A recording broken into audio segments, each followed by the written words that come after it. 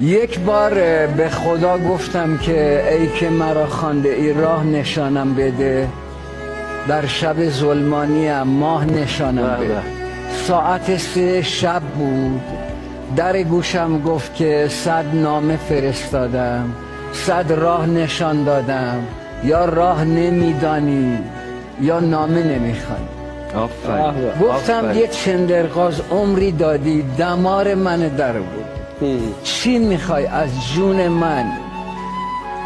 در گوشم گفت آمده ام کتاب خود گوش کشان کشانمت، بی دل و بی خودت کنم، بر دل و جان نشانمت.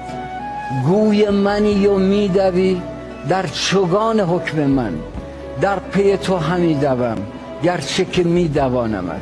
خودم میزنم زیرت، خودم میندازم تو دل رنج، خودم هم نگرانتم که بهت آسیبی نرسه.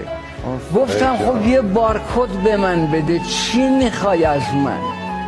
فرمود فقط این نکته رو تا آخر عمرت به خاطر بسپر.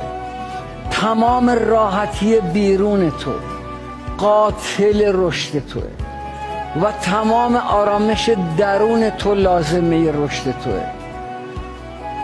گفتم بهار تو و من کیه؟ بهار مشترک من و تو کیه؟ فرمود یادت نره تو برای اولین باره که میخوای 50 60 70 80 سال بندگی کنی، من میلیاردها سال دارم خدایی میکنم. بیا یه بارم شده دستو بذار تو دست من، این همه دستت به سمت دیگران دراز بوده. گفتم چجوری دستمو بذارم تو دست تو؟ گفت هر وقت دست مردمو گرفتی دست تو دست منه، اون همون بهاریه که تو دنبالش میگردی.